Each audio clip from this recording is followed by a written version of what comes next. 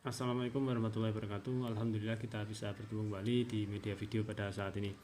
Pada saat ini tanggal 3 Juli tahun 2021, saya sedang melakukan kegiatan kuliah tutorial yang sebagai fasilitator dari kelompok 4 ya, mahasiswa Stikes Wirausaha yang sedang berdiskusi terkait dengan kasus yang diberikan ya. Ini sudah sampai yang step ke-7. Selanjutnya itu ada komplikasi. Komplikasi itu akan dibacakan oleh Mbak Monica. Silakan Mbak Monica. Jadi pada step ke-7 ini mereka sedang menyampaikan hasil belajarnya di step ke-6 dan menulis di dokumen.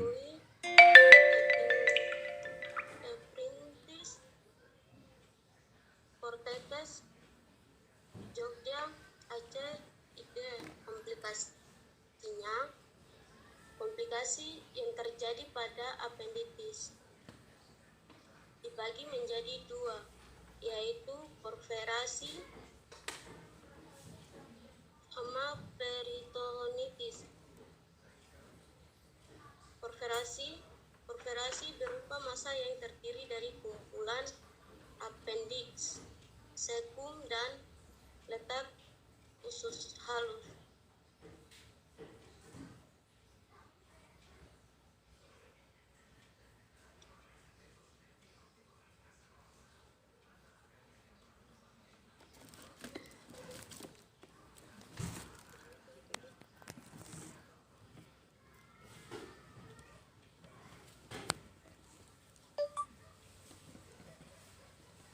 Yang kedua, peritonitis. Peritonitis yaitu infeksi pada sistem vena porta ditandai dengan panas tinggi. 39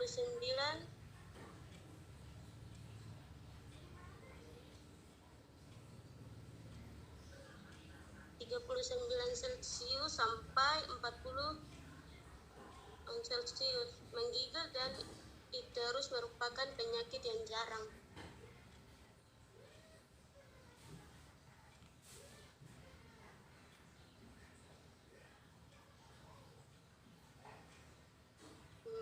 Pemeriksaan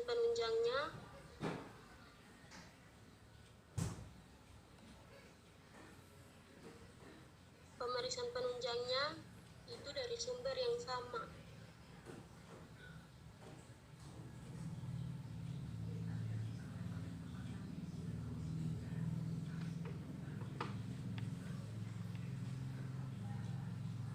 Pemeriksaan penunjang operasi appendektomi yaitu dibagi menjadi dua, yaitu laboratorium dan data pemeriksaan diagnostik.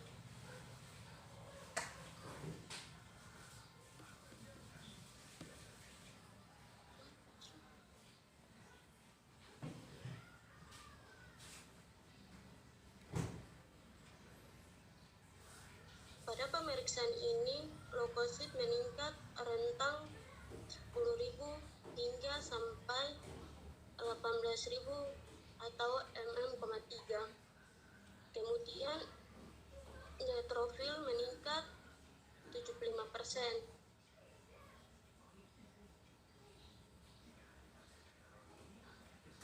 Dan BWC meningkat sampai 20.000. Mungkin indikasi terjadi profesi jumlah sel darah merah.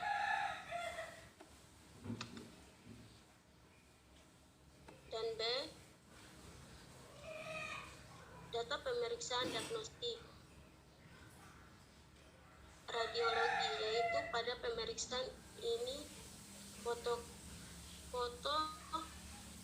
kolon menunjukkan adanya batu feses pada katup. Kemudian pada pemeriksaan barium barium enema menunjukkan apenditik dari terisi barium hanya sebagian. Terima kasih.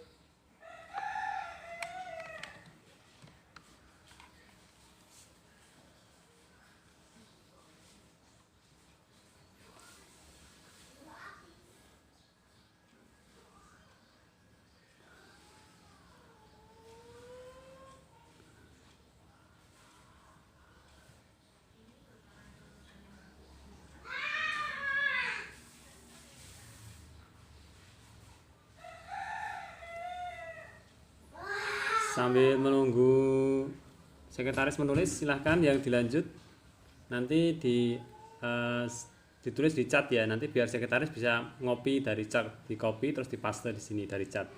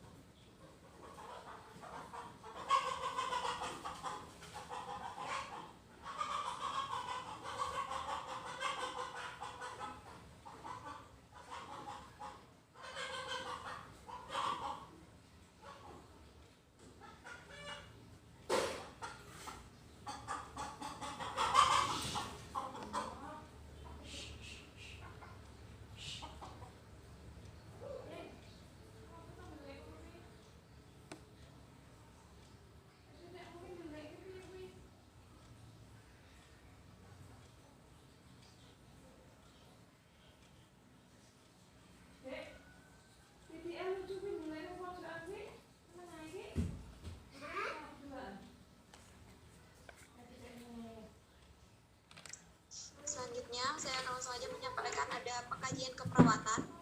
Pengkajian keperawatan ini yang pertama itu kita mengkaji data demografi yang meliputi identitas pasien, itu nama, umur, jenis kelamin, status perkawinan, suku, bangsa, pendidikan, pekerjaan, alamat, nomor register.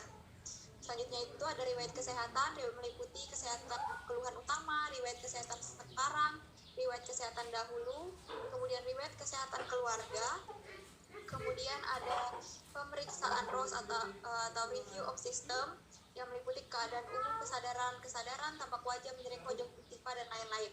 Sistem kardiovaskuler, kemudian itu diperiksa juga sistem respirasi, kemudian ada sistem hematologi, kemudian sistem urogenital, sistem muskuloskeletal, pola fungsi kesehatan. Di sini menurut Gordon itu pola persepsi tata laksana hidup sehat. Selanjutnya itu ada pola nutrisi dan metabolisme, pola eliminasi, pola aktivitas, pola sensorik dan kognitif, kemudian pola tidur dan istirahat. Selanjutnya ada pola persepsi dan konsep diri. Dan terakhir pola hubungan, sumbernya sama dari repositori poltekkes.kaltim.ac.id, diakses pada 3 Juli 2021 pada jam 10.58 waktu Indonesia Barat. Terima kasih.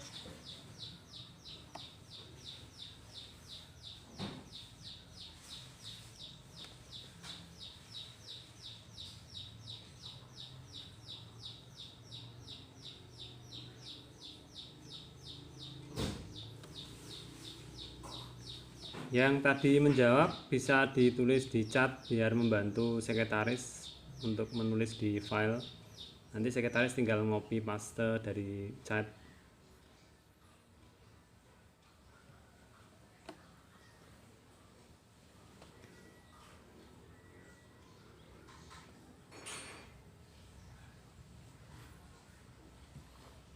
Jadi saya harapkan dari yang disampaikan teman-teman ini, teman-teman yang lain menyimak ya, karena ini adalah pengetahuan yang perlu diketahui terkait dengan appendicitis ya.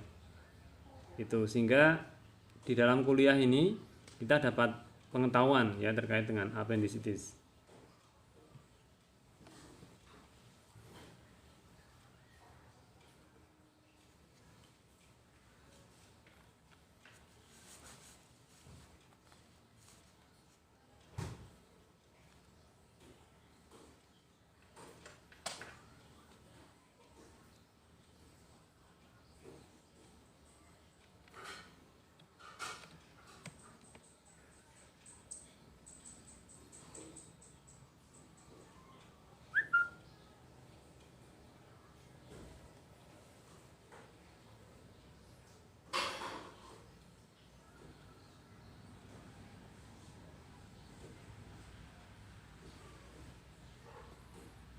Nanti sumbernya bisa dikirim di chat ya, biar ditulis sekretarisnya.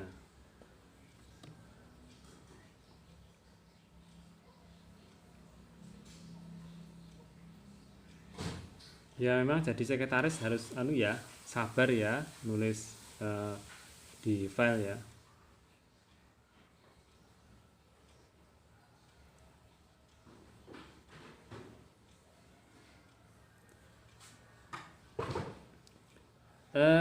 Disiapkan yang selanjutnya. Siapa yang mau jawab selanjutnya? Tolong ketua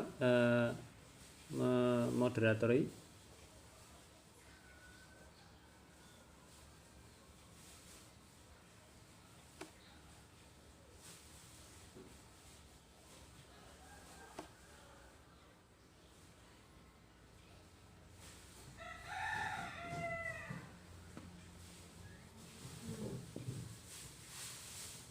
Oh ya, berarti sudah disampaikan ya. Tadi sudah ditulis di chat, Mbak Melindra.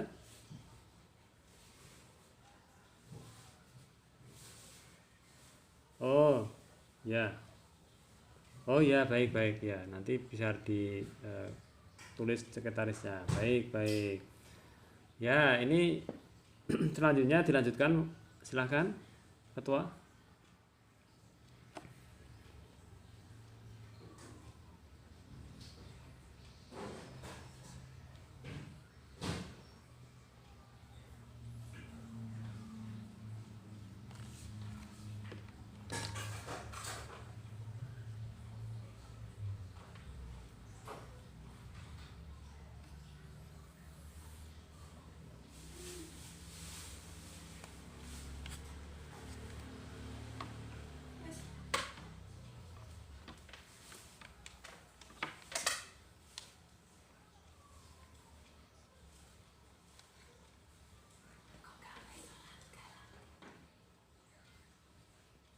Baik, selanjutnya itu ada diagnosa perawatan yang akan dijelaskan oleh Mbak Gebi. Silahkan Mbak Gebi. Baik, terima kasih atas kesempatan yang diberikan. Di sini saya akan menjelaskan tentang diagnosa yang saya dapatkan. Itu dari respirator Poltekkes Kalimantan Timur oleh Erwin Hidayat. Baik, yang pertama itu ada nyeri akut berhubungan dengan antis gejala biologis, maksudnya tingkat nyeri. Setelah dilakukan tindakan keperawatan selama 3x24 jam, pasien diharapkan tidak nyeri yang berkurang dan kriteria tidak ada nyeri yang dilaporkan, tidak ada panjang nyeri, tidak ada ekspresi yang wajib, tidak ada nafsu makan. Kemudian intervensi yang digunakan ini manajemen nyeri. Yang pertama, kaji nyeri secara komprehensif, kaji faktor yang dapat menyebabkan atau kegagalan nyeri, ajarkan prinsip manajemen nyeri, ajarkan penggunaan teknik farmakologi untuk menurunkan nyeri.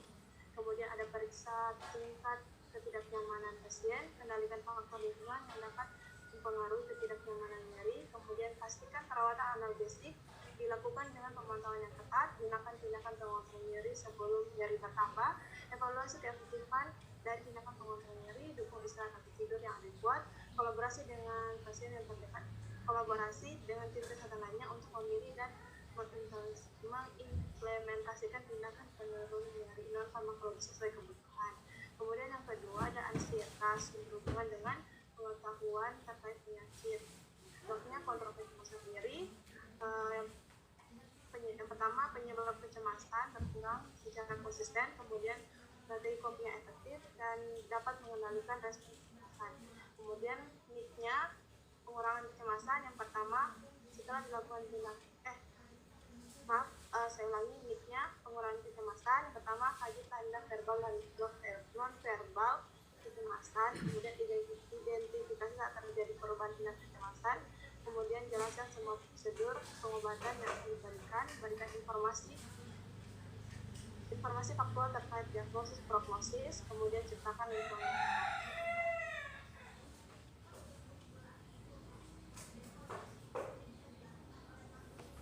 Kemudian untuk ya Pak, Ada berapa diagnosa tadi? ini mau masuk ketiga Pak. Oh ya, totalnya ada berapa yang ditemukan? 3 saja Pak. 3. Oh ya, baik ya. Nanti ini kan catatannya kan banyak ya diagnosa. Nanti filenya dikirim ke sekretarisnya ya. Ya Pak, semakin di grup. Ya, oh. Nanti untuk sekretaris biar nulisnya nanti setelah selesai kegiatan ini aja. Oh. Ya, silahkan lanjut. Yang ketiga diperkenalkan dengan proses penyakit. Saya mengambil lognya itu termoregulasi. Jadi yang pertama itu tidak ada peningkatan suhu tubuh, kemudian tidak ada sakit kepala, tidak ada dehidrasi dan tidak ada perubahan lemak kulit. Kemudian unitnya perawatan demam itu monitor warna kulit dan suhu, monitor tanda-tanda vital, monitor asupan dan keluaran cairan, kemudian fasilitasi istirahat dan tidur, kemudian pantau komplikasi daripada demam. Ya, Pak. Anda sumbernya dari online semua ya ini ya, repositori Poltekkes Kaltim ya. Yang dari buku NIC&OC ada enggak ya?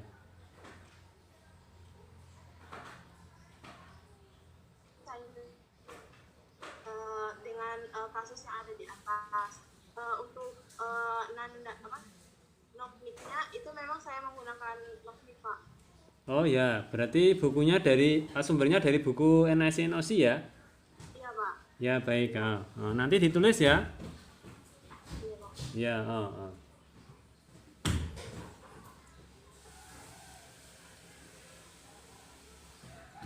Terima kasih, saya kembalikan kepada ketua.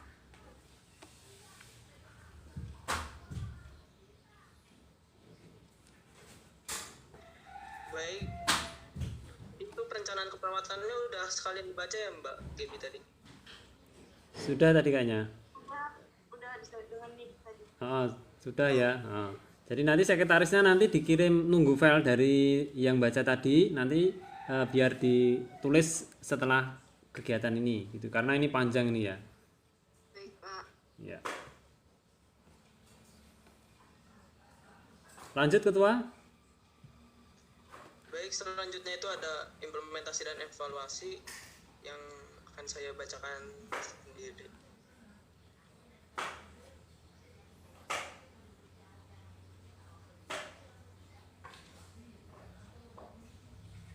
Ya, silahkan dibacakan coba.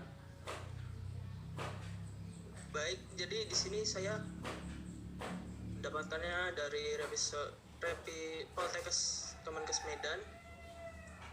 Implementasi keperawatannya itu merupakan serangkaian tindakan yang dilakukan oleh perawat maupun tenaga medis lain untuk membantu pasien dalam proses penyembuhan dan perawatan serta masalah kesehatan yang dihadapi pasien yang sebelumnya disusun dengan rencana perawatan.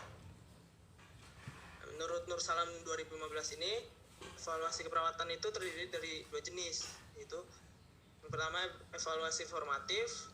Evaluasi ini disebut juga evaluasi berjalan, di mana evaluasi dilakukan sampai dengan tujuan tercapai. Yang kedua itu ada evaluasi sumatif. merupakan evaluasi akhir di mana dalam metode evaluasi ini menggunakan SOAP atau Subject, Object, Assessment, dan Perencanaan. Baik, selanjutnya itu ada perencanaan pulang atau discharge planning. Pertama itu ada angkat jahitan. Nah, perawat menginstruksikan pasien untuk membuat janji dengan ahli bedah untuk mengangkat jahitan antara hari ke-5 dan hari ke-7 setelah operasi. Selanjutnya itu ada kegiatan. Nah, membuka pengangkatan berat harus dari pasca operasi. Aktivitas normal dapat dilanjutkan dalam 2-4 minggu. Nah, yang terakhir itu ada perawatan di rumah. Perawatan di rumah mungkin diperlukan untuk membantu perawatan irisan dan memantau pasien untuk komplikasi dan penyembuhan pasien. Sekian. Sumber dari perencanaan perencanaan pulang tadi dari mana ya Mas Habib?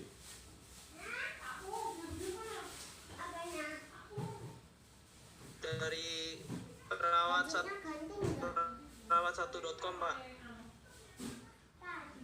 Ya nanti dituliskan di filenya yang akan dikirim ke sekretaris, nanti dituliskan ya. Baik, Pak. Yuk dilanjut.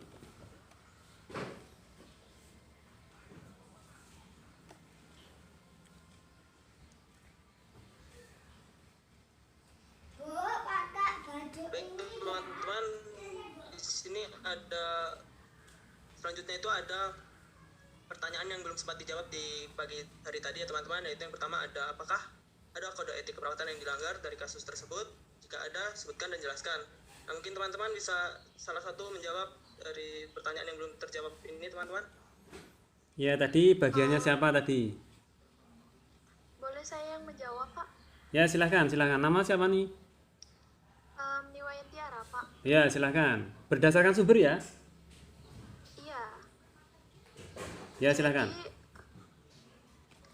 ini saya mendapatkan sumber dari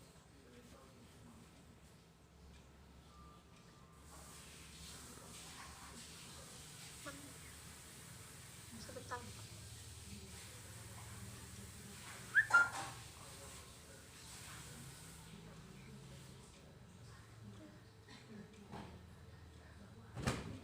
Sumber dari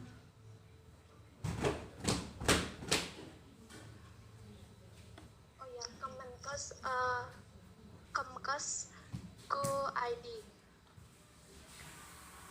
yang berisi bahwa prinsip etik itu kan ada 8, yaitu yang pertama tuh autonomi, menghormati keputusan pasien untuk menentukan pilihannya. Lalu yang kedua tuh ada beneficent, yaitu keharusan perawat untuk berbuat baik kepada pasien. Lalu yang ketiga tuh ada justice, yaitu perawat tuh harus bersifat adil. Dan yang keempat itu ada veracity, kewajiban perawat untuk mengatakan suatu kebenaran.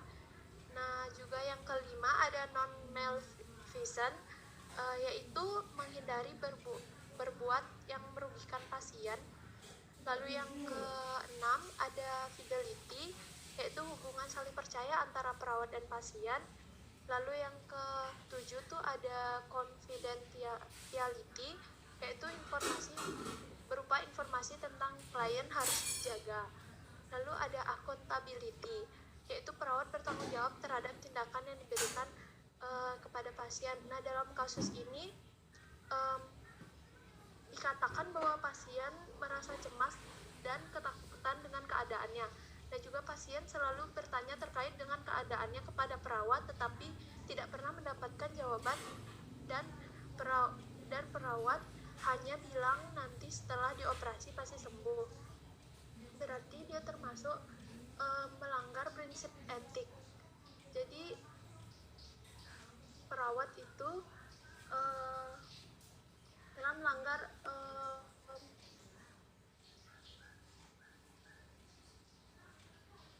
confidentiality. Jadi perawat dalam prinsip etiknya tidak menerapkan confidentiality karena perawat tidak memberikan informasi yang benar juga kepada pasien. Lalu juga perawat tidak menerapkan accountability karena perawat tidak bertanggung jawab terhadap tindakannya, sehingga pasien merasa cemas terhadap keadaannya. Begitu menurut saya, Pak. Bagus ya. Itu sudah jawaban sudah cukup lengkap ya. Untuk yang pertama bertanya, Mbak Patricia sudah didengar tadi jawabannya? Sudah, Pak. Ada yang mau dikonfirmasikan dari jawaban yang disampaikan penjawab tadi? Belum, Pak. Belum, berarti sudah setuju ya jawabannya ya? Iya, Pak. Baik, kalau sudah setuju nanti tolong penjawab tadi Ni Putu ya. Niwayan, Pak. Oh, Niwayan. Tadi Niwayan toh, tadi sudah membuat file ketikan jawaban tadi. Belum, Pak. Ini saya ketik. Nanti tolong Niwayan untuk membantu sekretarisnya nanti diketik di filenya dikirim ke sekretarisnya ya. Untuk dimasukkan di dalam file laporannya nanti. Iya. Ya, Iya, baik. Pak. Baik. Ya. Ya. Berarti pertanyaan tadi sudah terjawab yang punyanya Patricia. Kemudian pertanyaan berikutnya. Ya, silakan yuk ketua yuk. Dilanjut. Baik, pertanyaan selanjutnya itu ada apa hak pasien yang tidak terpenuhi oleh perawat dan dokter? Mungkin ada teman-teman yang ingin menjawab untuk pertanyaan tersebut. Mungkin saya mau jawab. Iya, silakan Mas Novlan. Di sini hak pasien yang tidak terpenuhi oleh perawat dan dokter itu saya mendapat versi dari rs.un.ac.id.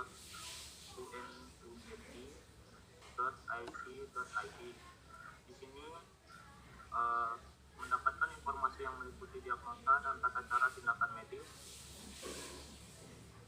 Tindakan risiko dan komplikasi yang mungkin terjadi dan prognosis terhadap tindakan dilakukan serta perkiraan biaya pengobatan. Di sini pasien tidak mendapatkan informasi tentang keadaannya dan keadaannya sekarang dari perawat dan dokter, karena pasien selalu menanyakan keadaannya sekarang pada perawat dan dokter tapi tidak dijawab oleh perawat dan dokter.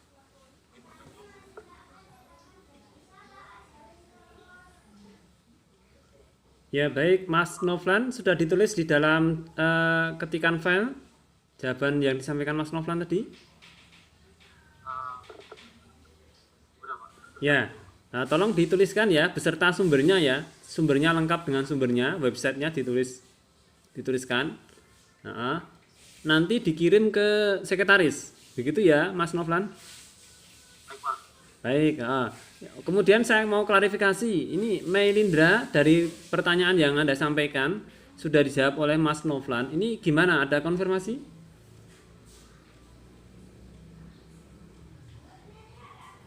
Belum ada, Pak.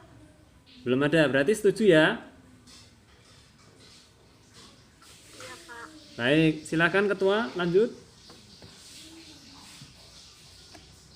Selanjutnya ini ada pertanyaan appendicitis akut dari Mbak Maya. Mungkin ada yang ingin menjawab? Jawab lagi ya, Habib.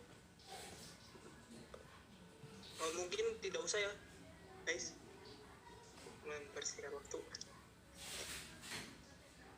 Oh ya, tadi ada pertanyaanku yang belum dijawab yang tentang apa saja peran-peran perawat dulu.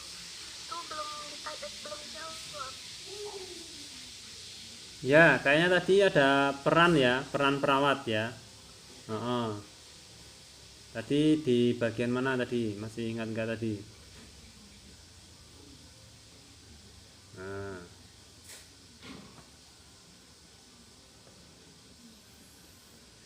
Yang nomor 6 itu yang nomor 6 itu yang 5. Iya.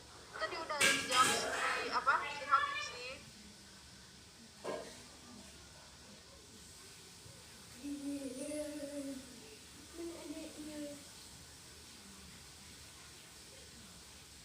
Itu tulisannya yang jawab Habib ya?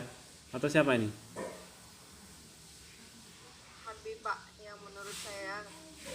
Oh ya. Nah, Ya, peran perawat berarti sebagai konselor ya di dalam hal itu, dalam kasusnya. Berarti ini sudah terjawab ya.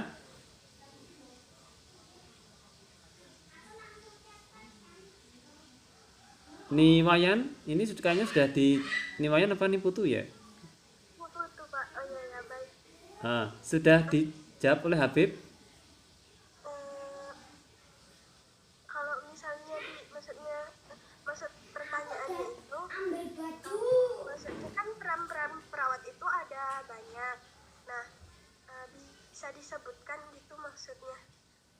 Oh gitu. Kan itu dijawabnya cuma satu. Nah, kalau misalnya peran-peran perawat itu apa-apa aja gitu dari pertanyaannya. Oh ya, berarti Mas Habib ditambahkan Mas Habib peran-perannya.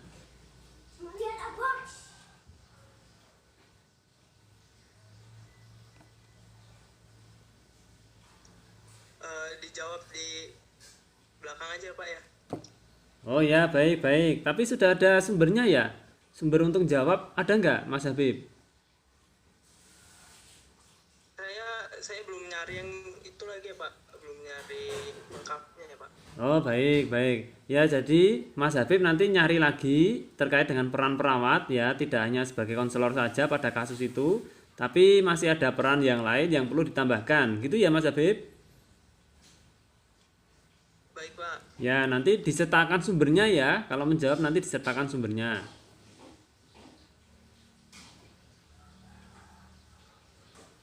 Ya Mbak Niputu apa Niwayan ya tadi?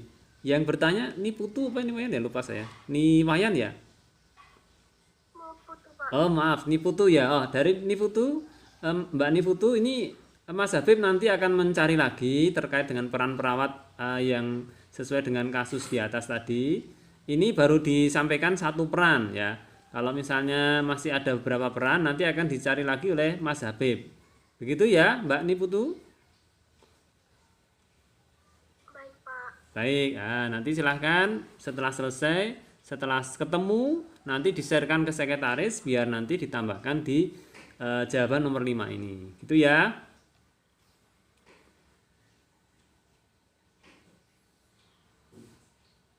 Ya, lanjut Ketua. Ketua sudah semua terjawab ya. Lanjut silahkan Ketua.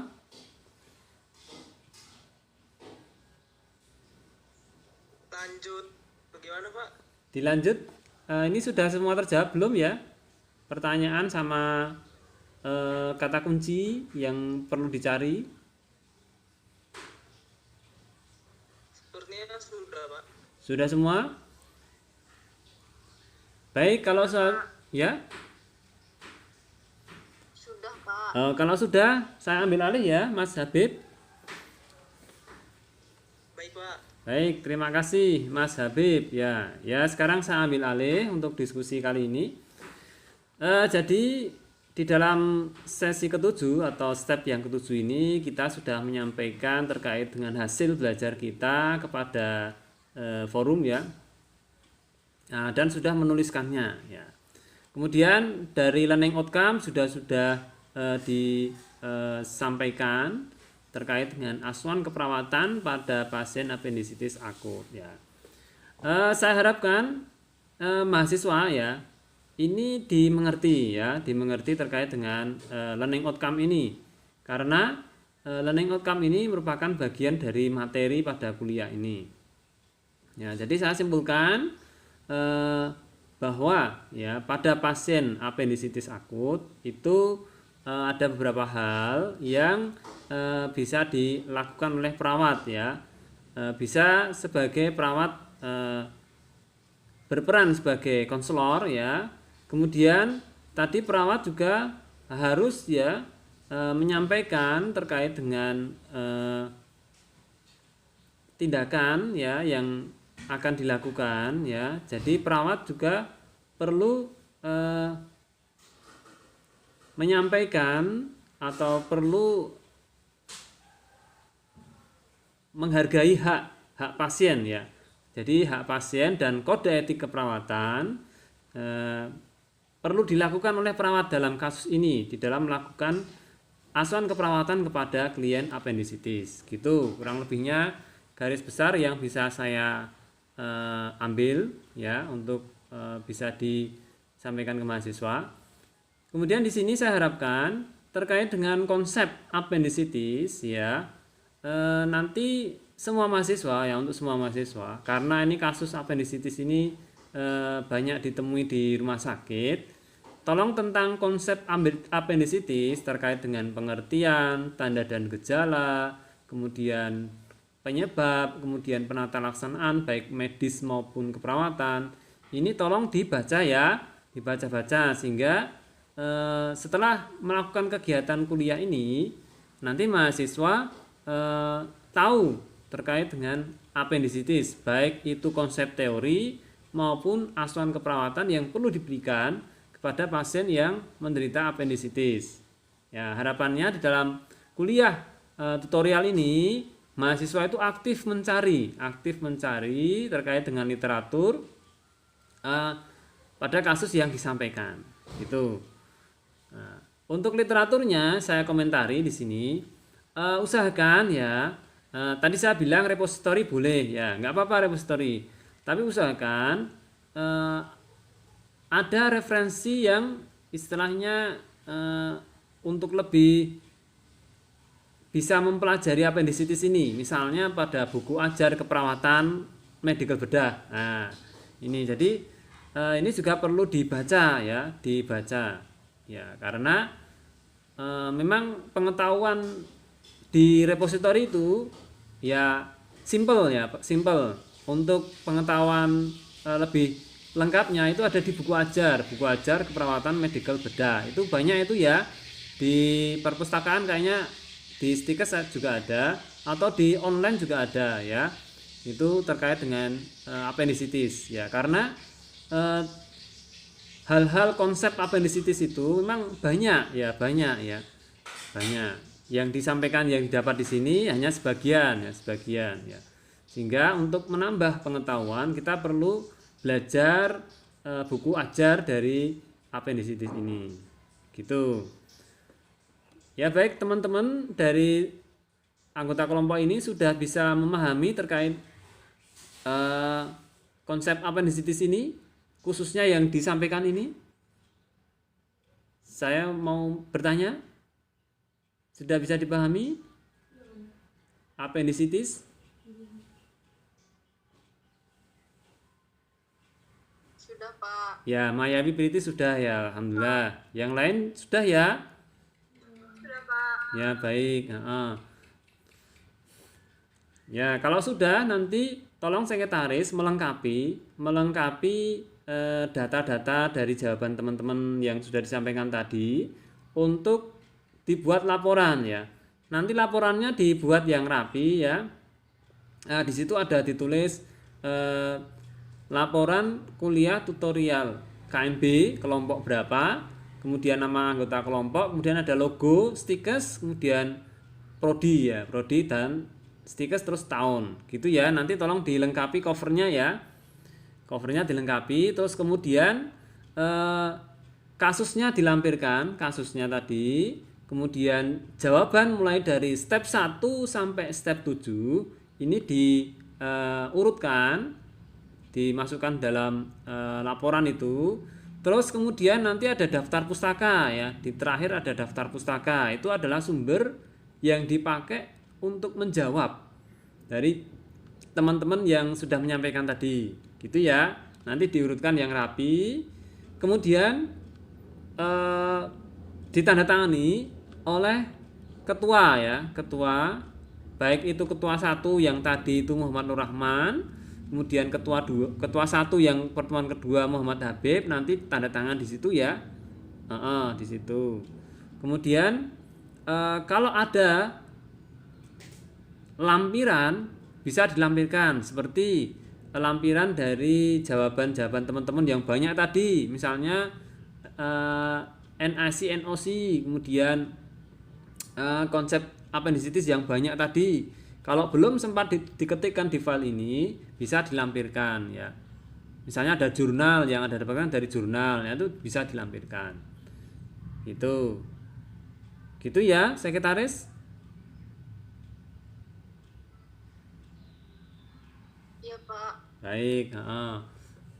Kemudian ini saya mau tanya lagi, dari jawaban teman-teman yang sudah disampaikan, ada yang mau diklarifikasi? Saya Pak. Baik, ini Putu ya, silakan. Iya, jadi kan dari kasus itu peran perawat apakah yang tidak berjalan pada kasus tersebut? Kalau menurut saya Pak, sesuai literatur yang saya baca, di sini lebih perawatnya itu tidak menjalankan peran sebagai advokasi. Di sini kan kalau advokasi itu dia sebagai pelindung gitu untuk hak dari klien mengetahui bagaimana kelanjutan tentang perawatannya dan kondisinya saat ini Pak. Jadi kalau menurut saya di sini peran perawat yang tidak dilaksanakan itu perawat sebagai advokat, bukan sebagai konselor. Kalau menurut saya seperti itu Pak. Oh ya, baik. Terima kasih ya Mbak Niputu ya. Mas Habib, tadi jawabannya dikoreksi oleh Mbak Niputu. Jadi jawabannya peran perawat yang terkait kasus tadi, kan perawat itu perlu membela hak pasien terkait dengan mendapatkan informasi dari penyakitnya, tapi oleh perawat belum dilaksanakan. Nah, ini perawat itu berarti peran sebagai advokat itu belum terlaksana. Nah, ini menurut Mbak Niputu seperti itu ya. Nah, kalau menurut saya juga hampir mirip seperti itu ya Mbak Niputu ya, Mas Habib. Ya, jadi di dalam kasusnya itu kan pasien butuh informasi terkait dengan kasusnya, penyakitnya, tetapi belum disampaikan secara lengkap ya, hanya nanti sembuh gitu. Nah, artinya peran perawat sebagai advokat atau pembela hak-hak klien, hak pasien itu masih terabaikan. Nah, ini juga bisa menjawab untuk pertanyaannya yang sudah disampaikan tadi ya, untuk melengkapi jawaban dari Mas Habib gitu ya. Jadi nanti dikoreksi ya untuk perawat sebagai konselor. Kalau konselor itu perawat sebagai istilahnya ada pasien datang terus kemudian konsultasi ya, kemudian perawat memberikan konseling. Nah, itu namanya perawat sebagai konselor. Nah, itu gitu ya. Atau bisa dua-duanya, ini dua-duanya juga bisa ini, karena perawat kan pasien di situ kan dia bertanya, artinya dia minta konsultasi ya, tapi perawat memberikan konselingnya kurang lengkap. Nah, ini juga bisa ini ya, konselor ini juga. Atau ditulis dua-duanya juga bisa. Peran perawat sebagai advokat belum terpenuhi, juga peran perawat sebagai konselor juga belum terpenuhi. Begitu. Gitu ya.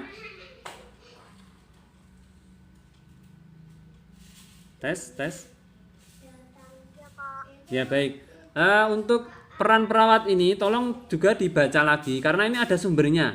Jadi ada literatur lagi terkait dengan peran perawat. Ada peran perawat sebagai pendidik, pelaksana, peneliti, kemudian konselor, ada peran perawat sebagai advokat. Ya, ini banyak peran perawat yang teori-teorinya terkait dengan peran perawat itu banyak ya. Makanya kita juga perlu membaca literatur terkait dengan peran perawat ya, begitu, sehingga nanti kita tambah informasi gitu. Begitu ya. Ada yang mau dikonfirmasi lagi jawaban dari teman-temannya?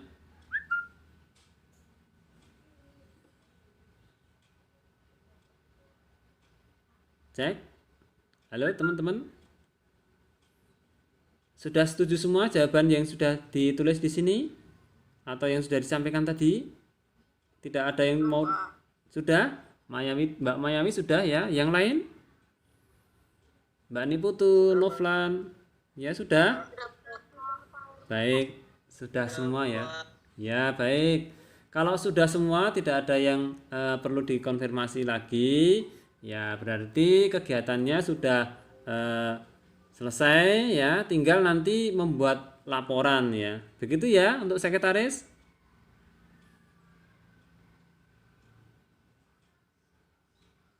Ya, nanti tolong sekretaris nanti laporan segera disusun dan nanti bisa dikumpul karena besok itu kita PPKM ya. Nanti yang ngumpul perwakilan saja ya. Kemudian soft file-nya nanti dikirim ke email saya ya. Emailnya untuk antara1212@gmail.com. Itu soft file-nya nanti dikirim ke email saya. Sebagai bukti bahwa tugas tutorial Anda sudah dikumpulkan. Begitu ya, Mbak Mayawi selaku sekretaris? Baik, Pak. Baik. Ya, karena sudah dipahami semua, maka berakhir sudah pertemuan tutorial ke-7 step ke-7 saat ini. Ada yang mau ditanyakan?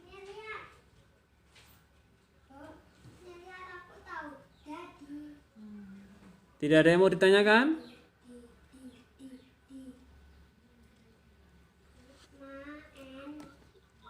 Tidak ada. Ini masuk semua ya. Ini ada 9 orang. Masuk semua ya, tidak ada yang izin ya. Ya, Pak. Baik. Kalau tadi kan ada yang izin ya, ini masuk semua. Berarti saya ngabsennya gampang ya, tidak ada yang izin.